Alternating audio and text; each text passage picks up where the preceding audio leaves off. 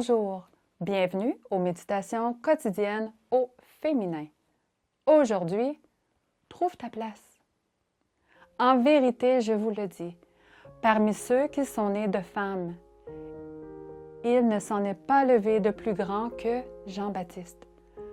Cependant, le plus petit dans le royaume des cieux est plus grand que lui. Matthieu 11, verset 11.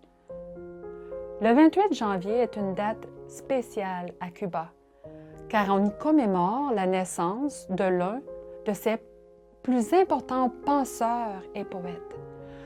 José Martí, né en 1852 à La Havane, de parents espagnols, il laisse un legs littéraire, une pensée philosophique et des convictions si fermes que même de nos jours, il transcende les frontières et les époques.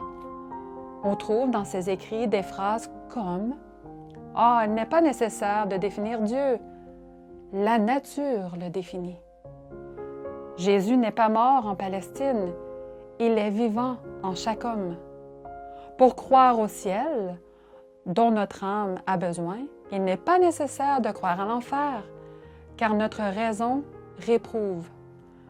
La vérité se révèle mieux aux pauvres et à ceux qui souffrent. C'est un péché de ne pas faire ce que l'on est capable de faire. Par ses nombreux écrits, cet homme est devenu un exemple pour la société.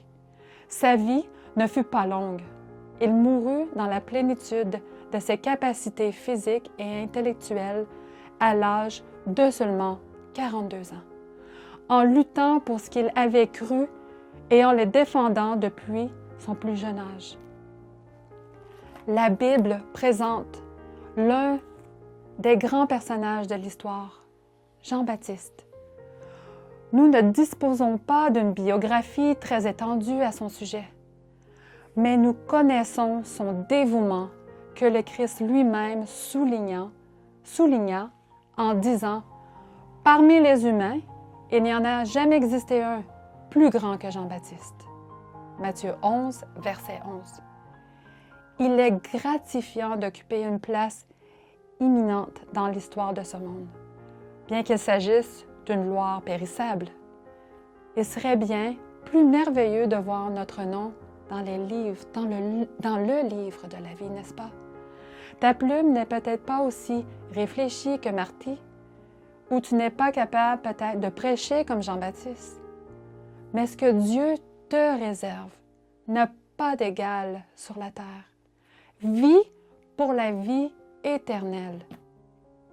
Il existe une place de choix pour quiconque accomplit son devoir sur cette terre. Bonne journée dans le Seigneur et à demain.